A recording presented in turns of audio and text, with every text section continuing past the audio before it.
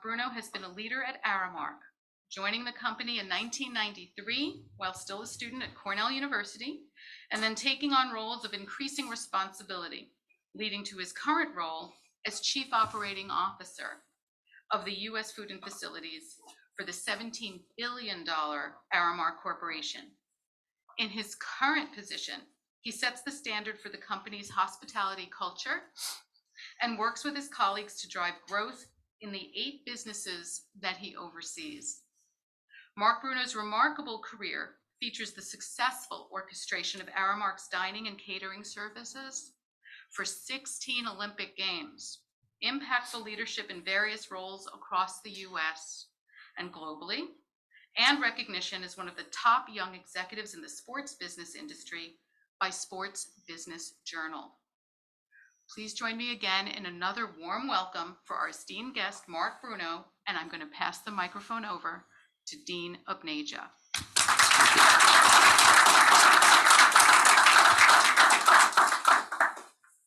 Thank you, Professor Lance, and thank you, Marc, for joining us.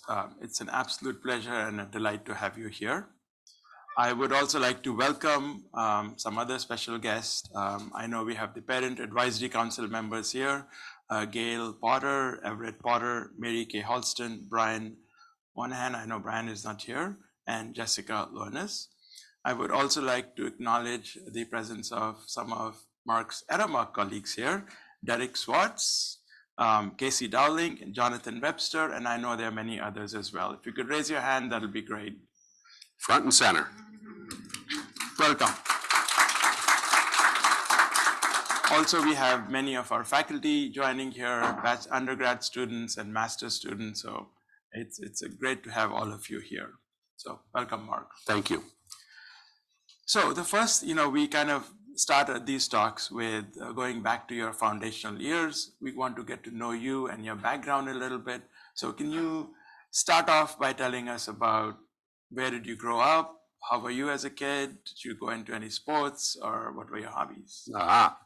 Well, first of all, thank you for having me. We certainly appreciate the opportunity to be here. I've had a long history with Boston University and used to serve a while back on the Dean's board, and really enjoyed my time doing that. And, Boston University is a great partner to Aramark.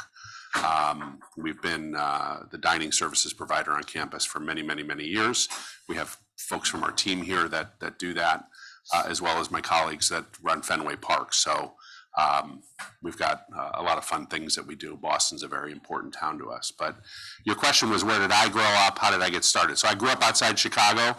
I was a kid whose dad worked at O'Hare Airport, worked for the airlines for 45 years, and my mom worked with my aunt in a family restaurant. Our family restaurant. And so I kind of grew up, learning all about, and it was a very innovative name for those. My parents were born in Italy, and we ran a restaurant called Ristorante Italia, which translates to Italian restaurant. So it's pretty straightforward. But it was a local neighborhood restaurant in Chicago. It was Oprah's favorite restaurant. She mentioned it on her show back in the good old days many, many times, and it did very, very well. And so I grew up really around the restaurant business, working, in the kitchen and the dish room and the bar, and at 14 probably serving drinks, whatever it took in an independent family restaurant.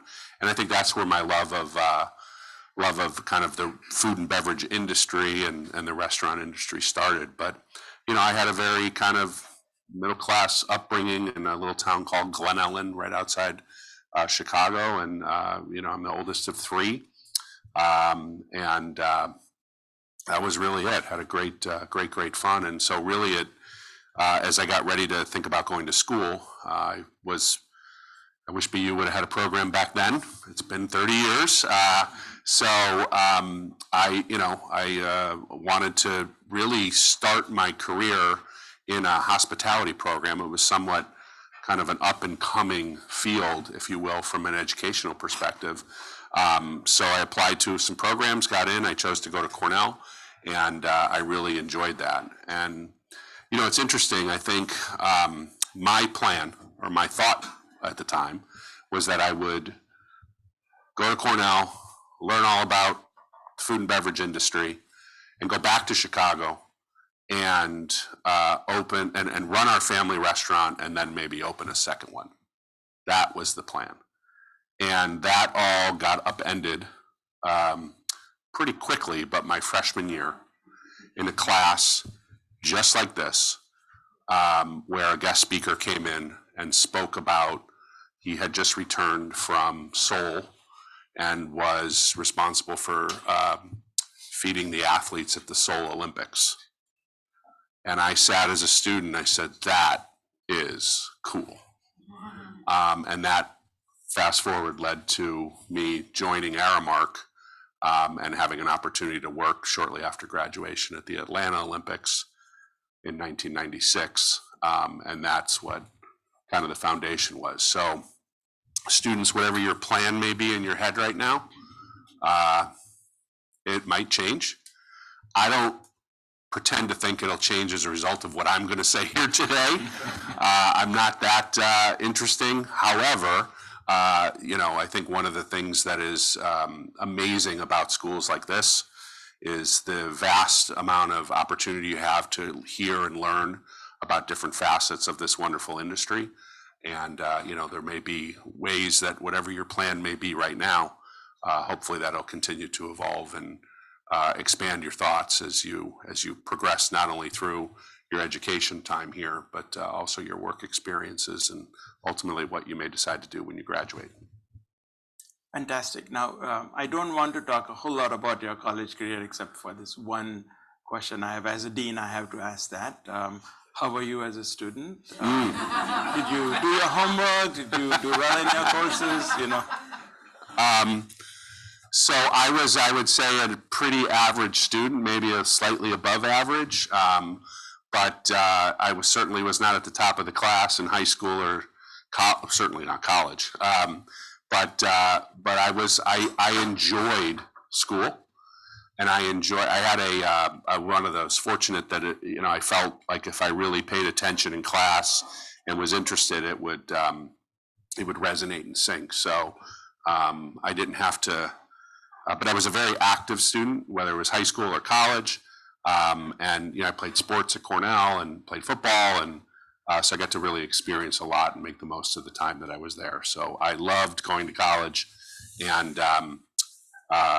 really I missed the opportunity that or the fun that we had during that college year. So enjoy it while it lasts. So I guess passion, in addition to academics, half of me wishes I had not asked this question when you started talking about being average or above average, because we kind of ask our students to, do well in your classes and Sure. so forth. But I guess having passion is very important. And, once you are passionate about what you're doing, so you had, and I'm just discovering that you were on the football team at Cornell. Mm-hmm. So football is also very, very time consuming and intensive. And so you managed to balance both of those. I did. I mean, look, 4 years seems like an eternity, but it goes very fast. And, for those of us, or for those of you that are here as a student at BU, I mean, you're one of the most amazing places in the world.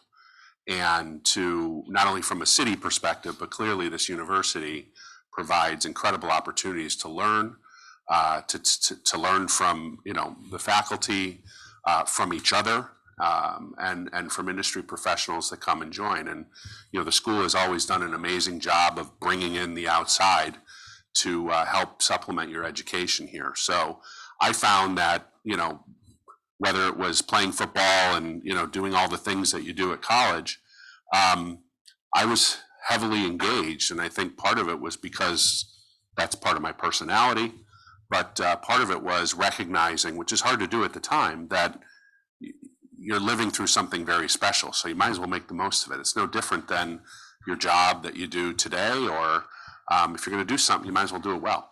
And so enjoy it while you can, and make the most of it. So from the college years that you had, you were busy with football and also busy with classes. What stands out? What kind of education did you get? What classes did you do which really had an impact, which you look back and say, yeah, those were pretty influential in my career? Yeah. Well, look, I think, the hospitality program provides classes that are unique and things that you don't get in other classes or other schools, whether it be at BU or other universities in general. And I found those to be things that really resonated. So of course I was interested in food and beverage. So I took all the food and beverage classes and TA'd and did all those things because I was naturally interested and wanted to kind of maximize that. But it was some of the other classes that I think when I look back, when you're taking it, you might not like it. It might be challenging. Like I think my worst grade was econ, right? So you can show me your hand. Your worst grade's probably econ too. Yeah, like that's not how I'm wired to read out, to kind of learn out of a textbook and try and understand supply and demand curves, to the nth degree. That's not my forte. Some of you it may be, and if it is, God bless you, because that's tough stuff. But the hospitality industry is not necessarily driven by learning from manuals and textbooks. It's about dealing with people. And so regardless of what class you're taking, I think there's opportunities to learn. And I know you do that in this fashion where it's, more practical. It's more learning from cases and from real life examples, learning from, outside speakers that come in. Those are the kind of classes that I found the most valuable. So yes, I get the general principle that as demand goes up, supply either goes down depending if you run out, or you better increase your supply. That's about all I need to know right now, right? But some of these other things are far more, I think, impactful. And some were fun, right? We had wines courses that were really fun. And gives you some practical learnings for the future. But I'm not a sommelier. I don't know enough about, but I know enough about it to enjoy it. And I think that's probably part of the things. Now, you want to get good grades too, right? So as I said, if you're going to do something, do it well. Get as best grade as you can, because I'll be honest with you, I had zero interest or thought process that I was going to go on and get an MBA or get any kind of additional education. I thought 4 years, boom, I'm out, I want to work, travel the world, make money. That may change in your mind. So if you're sitting here today saying, oh, I'm good with 4 years, that might change as your either career develops or whatnot. And so to the degree that you can, it's still important to have good grades that can help you get into, if you want to get, kind of post-secondary education.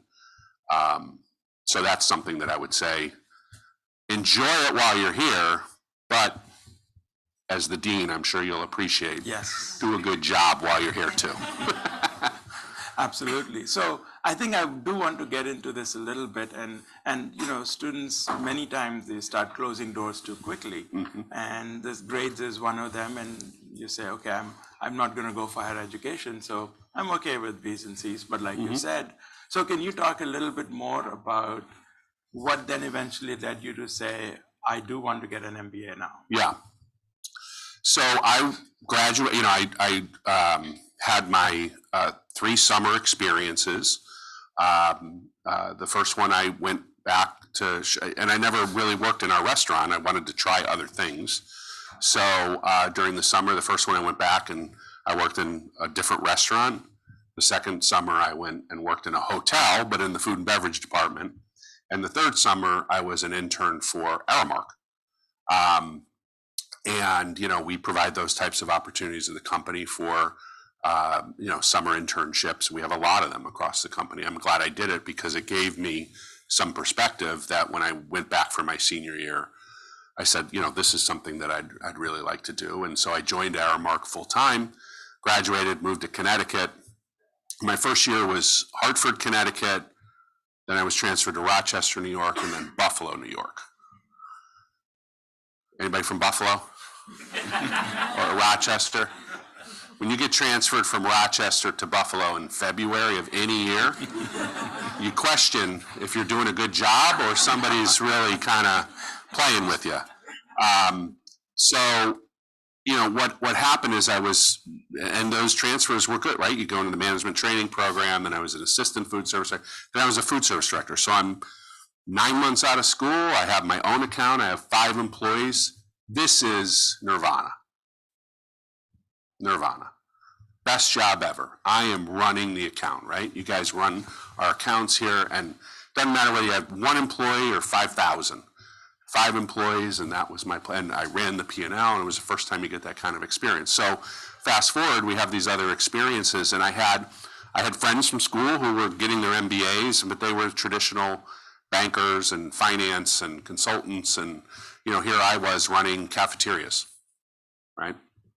Working at the Olympics, and working in our corporate dining division. So, you know, I was like, I don't really know if I need this, but I feel like there might be an interest level. Am I getting feedback, or am I okay? No. You're fine. Okay. If I need to turn it off, I'll scream. It's no problem. So at that point, I was like, wow, this might be something. And, you know, I talked to people at the company, and they're like, well, you don't need it. And I said, well, of course I don't need it, but I feel like there might be some benefit if I try it. So my initial thinking was I'm going to go and get an executive MBA, because I can continue to work. You know, I don't have any money at this point to really pay for and not work for a couple of years. And long story short, so I applied, I got into an executive MBA program, and I was pretty set on that. And because you do a lot of work to apply to an MBA program, I said, you know, I might as well put an application or two at a full-time, and I did. And so then I had choice, and it was really came down to, do I go full-time or part-time? You know, executive, right, and continue to work. And so I made a difficult decision at the time, because I was 28 years old. You're leaving your company, you're leaving work, you're leaving a paycheck, and you go and take on debt and go back and get your MBA. But it was the best decision I think I made at the time. And I went just up the street to another school that you're not supposed to talk about, right? So I went to Harvard. Across the yeah, so you know, I was fortunate as can be to be able to go and do that. And the beauty of it is similar to not really, you know, understanding econ as being a challenging class. There's certain things you learn when you go and get any kind of advanced degree. But I think what I really valued out of it is the opportunity to meet new people, and learn about their experiences from all different walks of life, similar to this room here, right? And think about where everyone's come from and has had different experiences. To learn about that is really great. But it also helped me learn about myself, like what is important to me? What do I really want to do? And when I went to Harvard, pretty much before all of you were born, you know, I was 28, this is in 1999, and the world has just discovered the internet, right? And Silicon Valley is booming, and the .com bubble is huge. And here I go into business school, and everybody's like, you shouldn't even go there. You should move to California and become a .com. And I was like, you know, I don't. So the point of it is there were some really interesting opportunities when I was getting ready to graduate after the second year of what do I want to do next. And at the end of the day, I said, you know, there's really cool things out there, but I like the hospitality industry. Not only have I worked in it, not only go to school for it, but it's a great industry. It's not getting smaller. It's not going to have a bubble. And maybe it had a little burst during the pandemic, but it didn't go away. It changed. And I like it. I really like it. So why would I try and go do something totally different? So I actually had some really neat opportunities with a bunch of different hospitality companies, but I ultimately decided to go back to Aramark because I knew the people there. I knew what I was getting into. And it's such a big, diverse company. There's so many different things that you can do. I felt like this would be a great place to go back to. So I did. I moved to Philadelphia, and that was 20 some odd years ago, and I've been here ever since. Fantastic. Now, by the way, I don't consider Harvard a competition. Ah, Yeah. They don't have a hospitality program. there you go. We may need to cut that off. Yeah. When we put it on YouTube. No problem. So let's talk about your, let's talk about Aramark. You know, I think these are all hospitality students, so they know what Aramark is, but there might be many people listening. So can you just describe briefly what is the company? Yeah, sure. So really, it's a global hospitality company. What does that mean?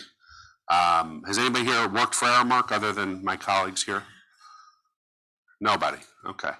We can change that. So Aramark is, is anybody eating at Chick-fil-A this week? Yeah. Is anyone eating at Taco Bell or McDonald's or Wendy's or Panera? Or, yeah. So we are going to serve several million people today, right now. Whether we do it here at BU, there's no game at Fenway tonight, so there's no event tonight, but we do it in thousands and thousands of locations. And we essentially are providing hospitality and food and beverage services, as well as facilities management experiences in other people's homes. So what does that mean? So I mentioned the Chick-fil-A's because we serve more people per day than they do, right? But you know Chick-fil-A, but you don't necessarily know Aramark, right? The largest franchisee of Chick-fil-A is Aramark, right?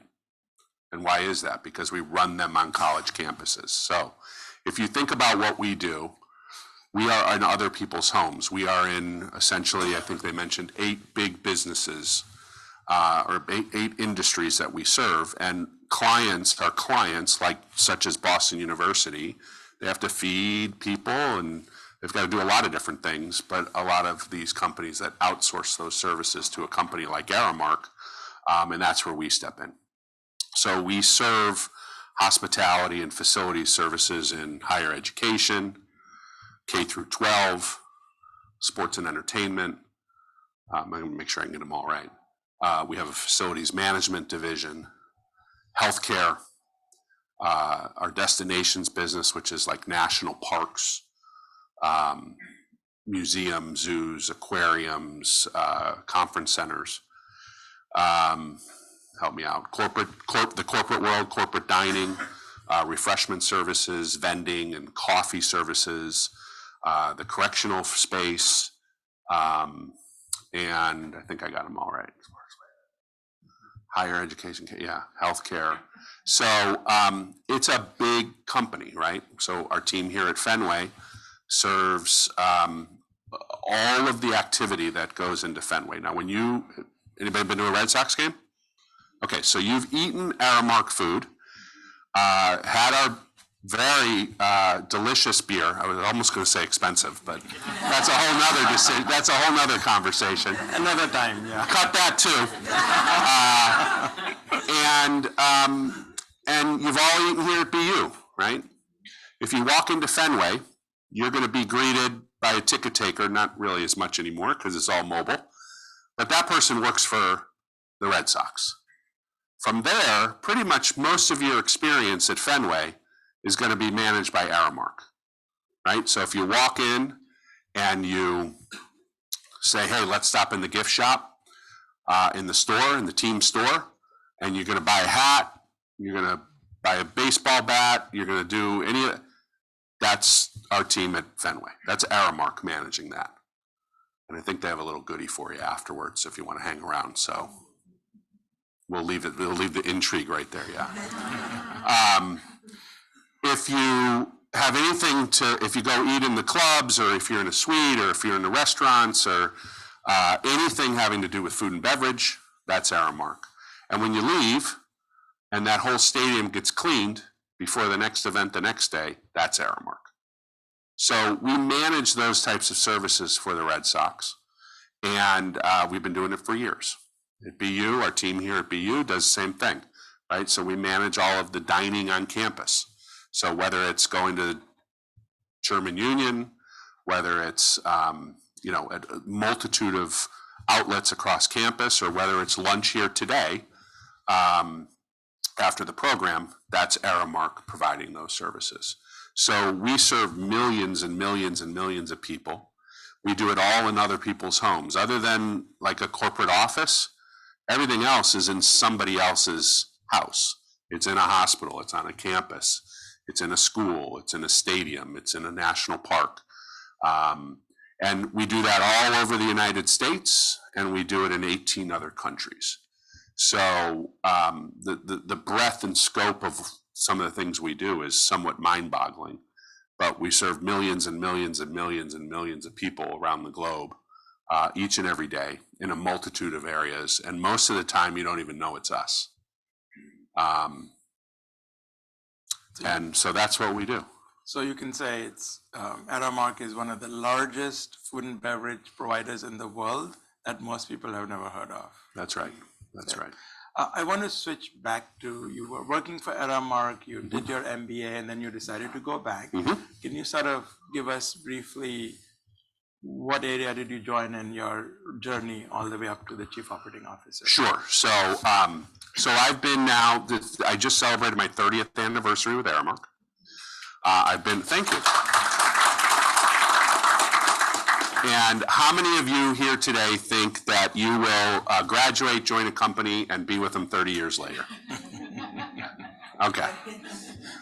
Thank you. We got one. That doesn't happen that often. It doesn't happen. It's not as typical today, where most people would have that kind of longevity at one company. The beauty of an Aramark, like other big companies, but more so because we do so many different things, is that I've had, I think, 12 different positions in 30 years. And all 12 of them have been very different.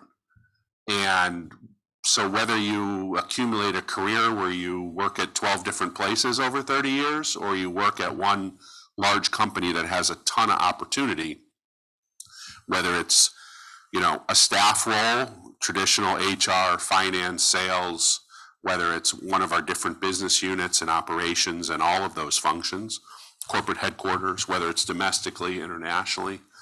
And of course, you mentioned the Olympics, so we do special event projects all over the globe.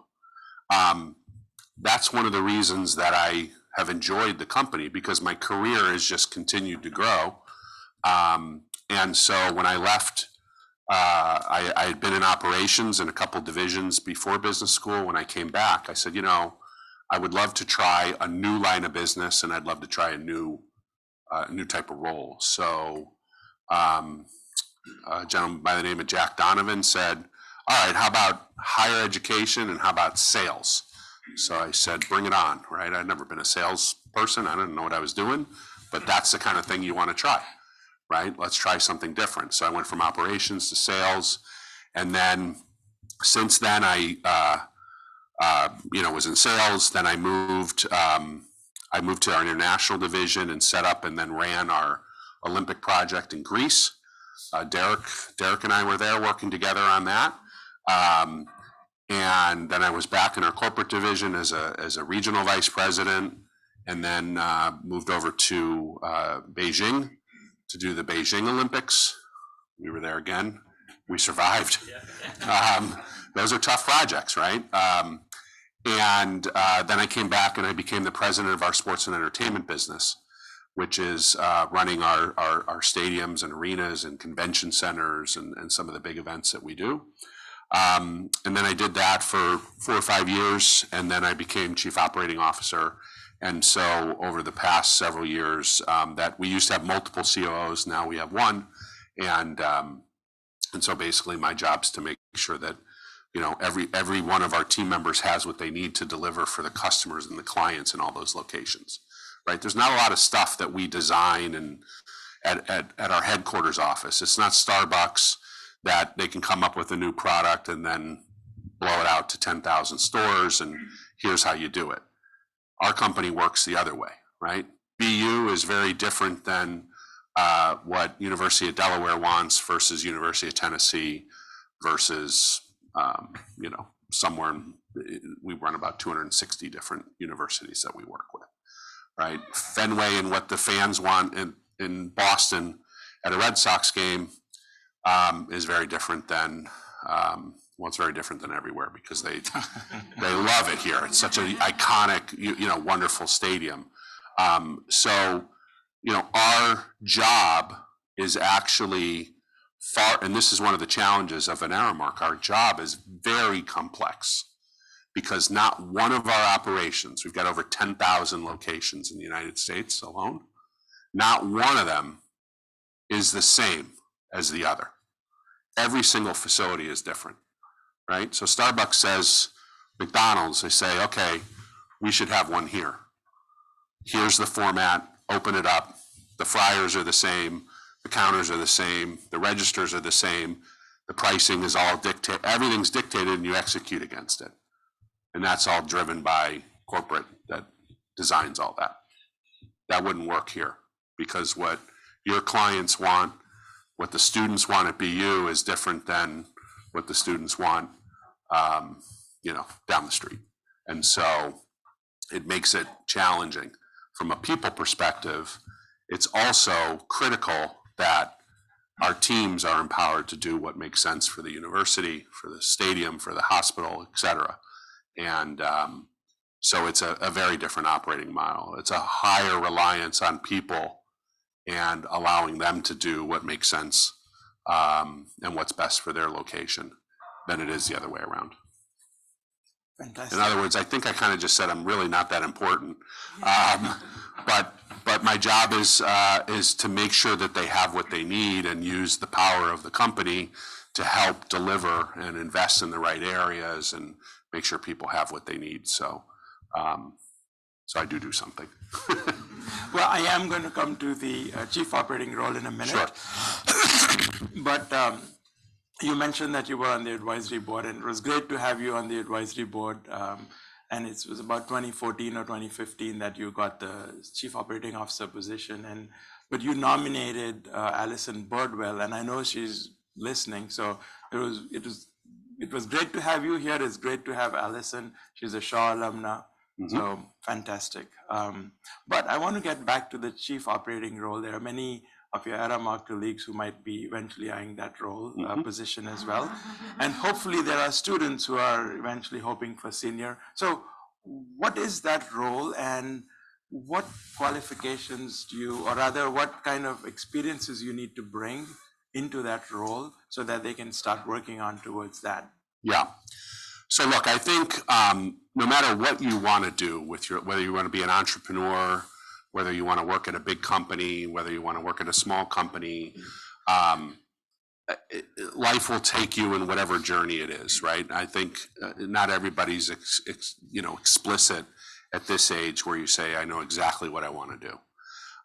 So as you think about your career, I think everybody wants to have their career grow. I think everybody feels like, hey, it'd be great to, in our world, in the hospitality industry, you typically run things, right? You're all of our team here, we all have P&Ls that we manage. We manage a lot of people. We run whether it's events or services, and so there's an element of wanting to do that. I think the characteristics of whether it's a COO or any other position is really, there's some similarities. If there was a perfect magic formula, we'd all do it. Some of it's luck, right? Some of it's passion and personality for having a certain type of role. A lot of patience. And I think at the end of the day, what I found is there's two things that I think are most important. One is to be authentic. And there's books written on this kind of, but if you are creating a persona for yourself that you're trying to be something that you're not, you're going to spend all your time trying to keep that up than just being yourself. So I think part of it is just how do you be yourself, right?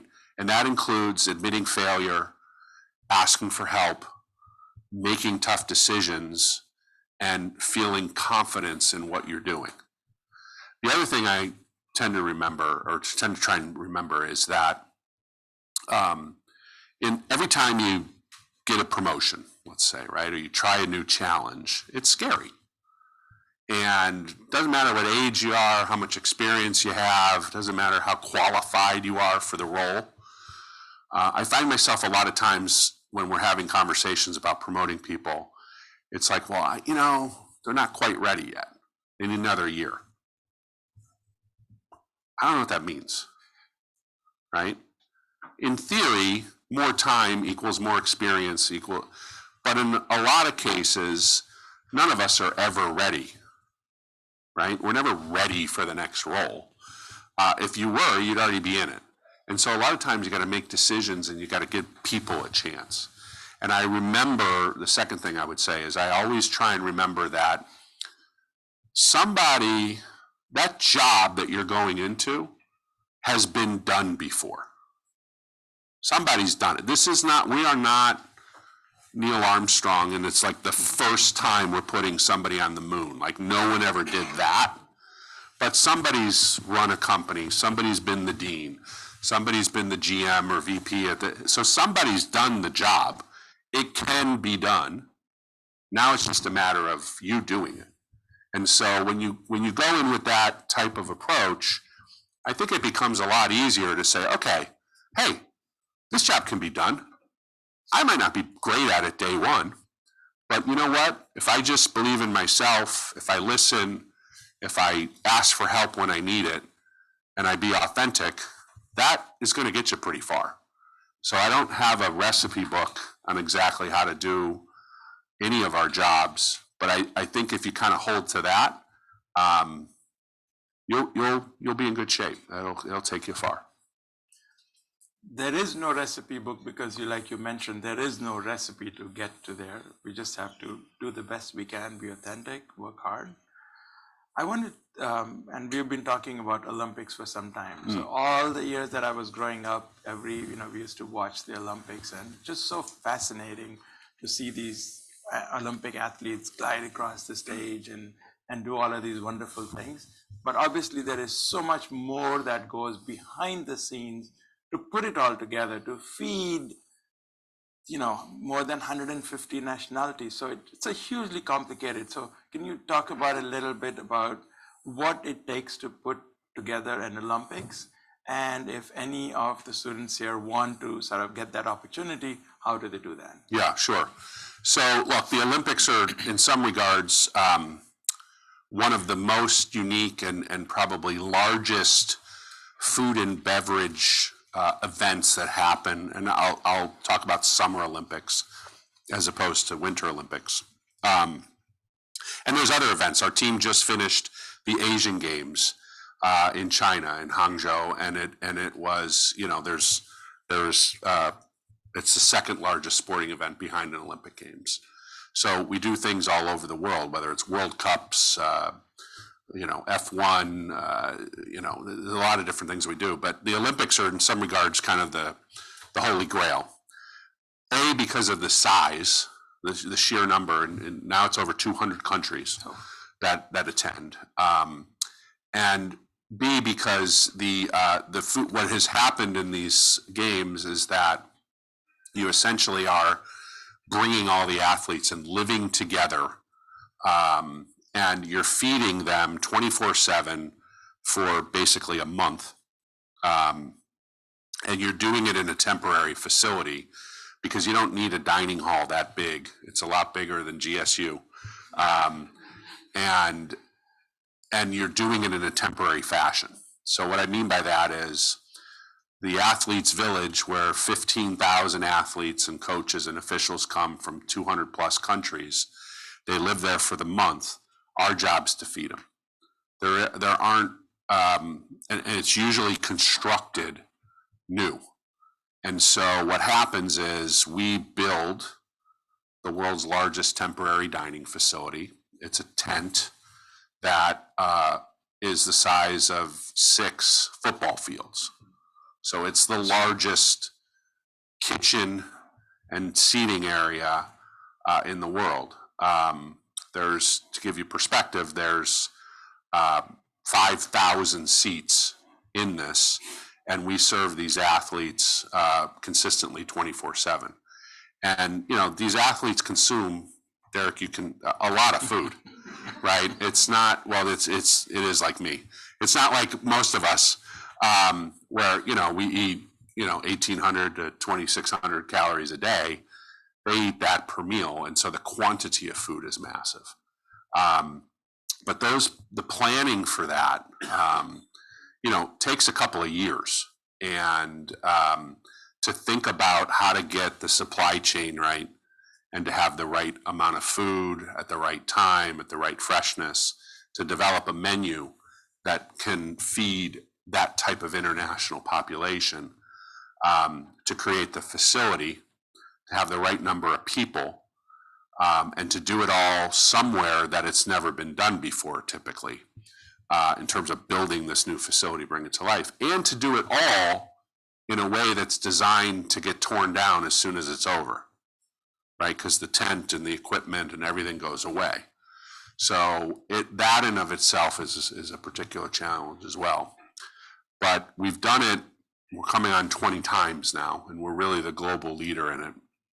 And it's because we understand what it takes to design and build, to create the menu, and to understand the waste or the volumes that you need, so you don't end up with a lot of waste, which is almost equally as important.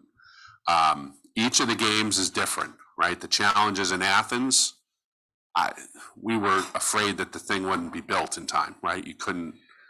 The challenges in Beijing, the stuff was built and it was beautiful, but the bureaucracy of trying to get decisions made because of the levels that needed authorization, it slowed a lot of things down, right? We had no problem with getting the quantity of employees that we needed in Beijing.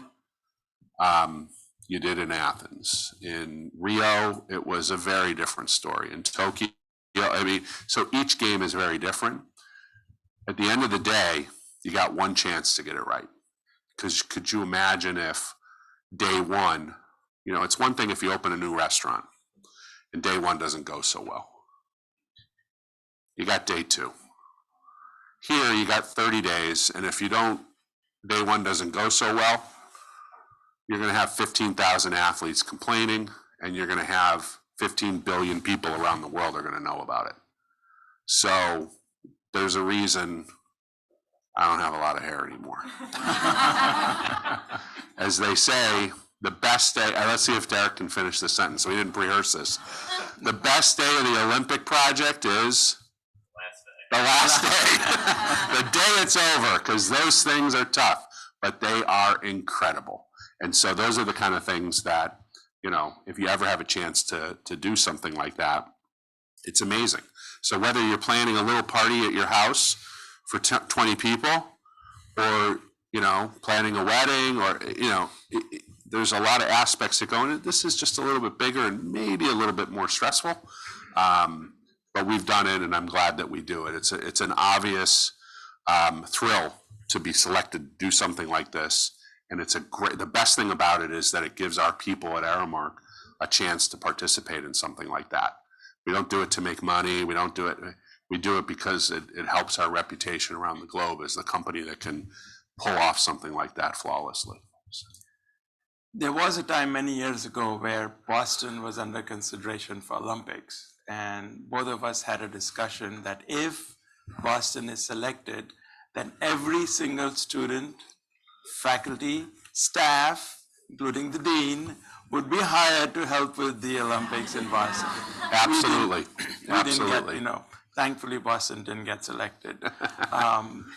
I want to make sure that there is enough opportunity for students to ask the questions. Please. So I'm going to hand it back to Professor Lance to moderate that Q&A session. That was great, Mark.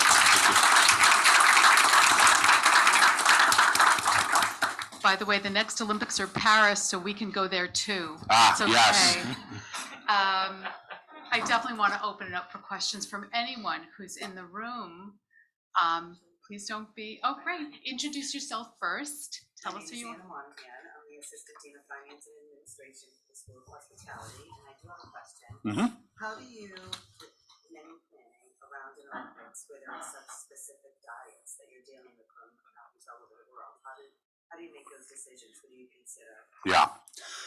So it's a great question. I'll let you in on a little secret. It's easier than you think, and let me tell you why.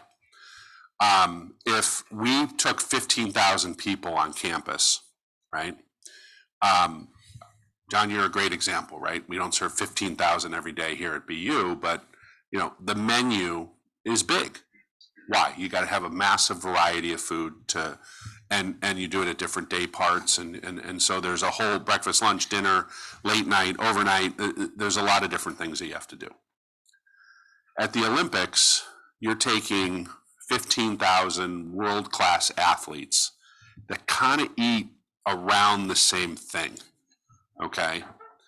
However, so they're, you know, they're not, well, and we'll let you in another secret in a little bit, but so the planning of the menu is critical from a nutritional and a performance perspective, right?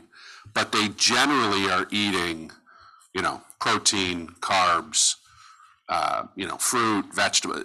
And so as long as you have all of that prepared fairly simply with the ability to spice and taste so that they feel like they're at home, that's the way to do it.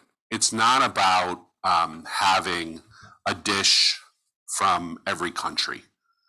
And so when you get that right, and that's hard for people to understand. Now, what's interesting about it is most Olympic athletes, 15,000 athletes show up, about 800 win a medal. So what does everyone else do? As soon as they're out, like somebody can come and train their whole life and get on the starting block, and 9 seconds later, it's over. And they didn't win a medal. They didn't advance. They're done. That's when they eat. Right? It's over. And what do they eat? Lots of pizza. Lots of pizza, ice cream, Captain Crunch. So you got to have that other stuff. And you got to remember, most athletes are 20 years old, right? They're in their 20s. And so they're eating a lot of different stuff. So the menu is wide, diverse, but authentic in the core of what they are used to training and performing for. Food is fuel. But man, once it's over, the chains come off. So I did see a number of hands, so I want to make sure we get Please. there. We go way in the back. Introduce yourself. Share us what year you are at school, and ask your question.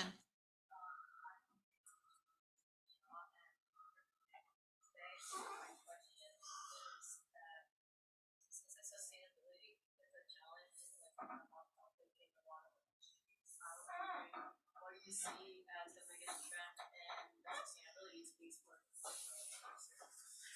Did everyone hear Miu's question about sustainability and food service? yeah, so it's a great question. It's a hot topic, but it's an important topic. And, you know, as a global company, we play a role in helping deliver a sustainable food program. And it's something that we've done for multiple years, far before sustainability was as front and center as it is today. So we have, I think, if I can go more succinctly from a time perspective, we have made incredible commitments that as an organization, we intend to hit, whether it's 25, 2030 and beyond, as an organization to help shape our menus in a way that still provides variety, but does it in a way that can create a reduction in greenhouse gases. We serve what we call, we took the Cool Food Pledge, which allows for, you know, the entire sustainability supply chain to be thought through in a way that can deliver menu items that are far less greenhouse gas intensive. And whether it's, you know, where we source our products from, how we prepare them, how we design our menus, I think we are considered one of the leaders around the globe in helping to make sure that we play our role in it.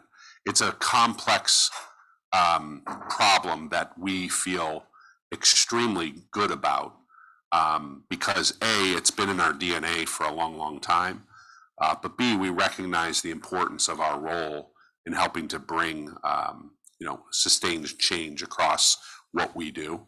And some of it's as simple as menu item adjustments. But we have a different challenge than say a McDonald's or a Starbucks that has a menu that is very limited. Ours is wide and diverse because we serve so many different constituents every day. But we can make small and large incremental changes in all of that we do there that I think is really making its mark. And I'm proud of what we do as an organization, the awards and accolades that we've received, but ultimately feeling good about the fact that we're doing our job to make the planet a little bit safer. So, Thank you, Mark. You got Thank you, Mayu. In the back over there, introduce yourself. My name is Ashit, and the question I would like to ask you about is I'd like to go back to the Olympics. Specifically, the last Olympics, COVID being there. So, what innovative strategies did you implement in that time? And forgive me, Mark, I want to repeat the question simply for the recording's sake, but Harshit is in our master's program, and the question is about handling the Olympics during a period of COVID and what changes might have been made because of that. Yeah, no, it's a great question. So the main impact was in the Tokyo Olympics, which were slated to be held in the summer of 2020, and were delayed a year. So we had to wait it out a year, but the impact, I mean, look, they were held. We did it in the exact same facility as we would have done if there not had been COVID. But the protocols at that point were really, it's interesting because as an industry, we've always had safety and hygiene at the top of the list. So wearing gloves and masks and protection was not, a wholesale change in our world. Food safety is paramount.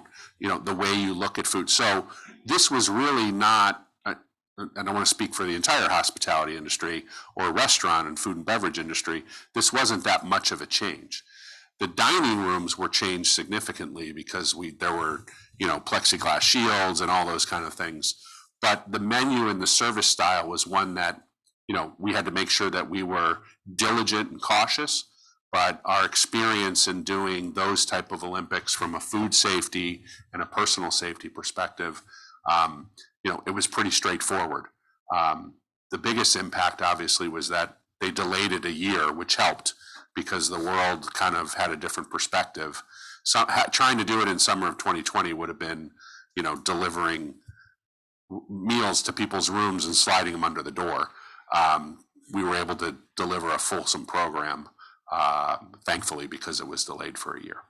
We've got time for one last question this side of the room. Please introduce yourself first. My name's Dara. I'm a sophomore in SHA. And my question for you is, I know you said you grew up playing sports and played football at Cornell. And growing up as an athlete, did that inspire you to go into sector and did that have you with some of the sports stadiums and visions that you like? It wasn't planned that way, but it certainly gave an affinity for the sports space. It's a dynamic, fun space that is one of the more challenging ones that we do to ramp up and down for these major events. It's exciting, right? But it wasn't necessarily because I was an athlete, but I think there's an element of, whether you're an athlete or not, live entertainment experiences are just, they've hit a fever pitch, in part because of COVID, in part because, by the way, people want to spend their time. We're glad we're in the space because we're having a lot of fun with it. But I think, regardless of what you do in your career, if you have an affinity for something, it does help bring out that passion for whatever work that you're doing. I'm going to sneak in one more because I think we've got the time for it. Right in the middle, your hand went right up. Introduce yourself and share your question, please. My name is Leah, and I'm a junior here at SHA. So my question was, for the Olympics, how are you sourcing that much food versus something like a game at fitness? Yeah. Well, they're both challenging, right? But from an Olympic perspective, you have to master the supply chain in a way that allows you to have the right quality at the right time. And depending on where the games are, when they were in Australia, for example, Australia at the end of in Sydney in 2000, it's not a huge country, and it's an island, and so there are products that are not grown there, and the products that are grown there, the kind of infiltration of the Olympics and the demand that was put on the food supply chain, we had to work a couple years in advance with growers to say, like, you need to start raising more chickens. You need to start planting certain types of things in the field so that in a couple of years we can bring this to market and have the demand, because you can't necessarily bring fresh product to an island halfway across the world. So depending on where they are, supply chain becomes a big problem. However, given our experience and our ability to understand what the demand curve is going to look like, we're really proud of the fact that we can say, okay, look, we know what the menu is going to look like. We know roughly when people are going to get there and how long they're going to be there. We know what they're going to eat. And so we're able to kind of really succinctly predict how much food we need. And we work with supply chains for years in advance to make sure that they're going to have the quality and the product there so that we can serve it safely. The last thing I'll throw in before that is post 9/11, the world changed from a security perspective, and food safety has never changed. But the safety of food and the potential that, you know, security is now placed on, all our food had to go through an immense additional steps that would take too long to talk about, but it adds a layer of complexity where all our food gets x-rayed before it comes in and delivered, gets x-rayed, and there's, you know, people monitoring all that kind of stuff. It just adds, could you imagine having a nice little dinner party at your house and, you know, before you buy everything, it's got to be x-rayed, and then you have a guard standing in your kitchen watching you as you're preparing. That's kind of like what we do. All in a day's work. So. Mark, thank you. We're at the noon point, so we're going to wrap up. I'm surprised no one's asked, since you're from Chicago and grew up in an Italian family restaurant, you had to have watched The Bear. I Yes. imagine on Hulu. We can talk about that another time. That was a fave of mine.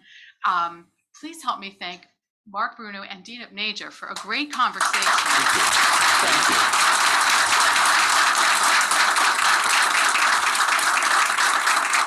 And I want all of our students to also take note. You'll be hearing more about our November 8th Hospitality Real Estate Symposium, which will be held at the Center for Data Science.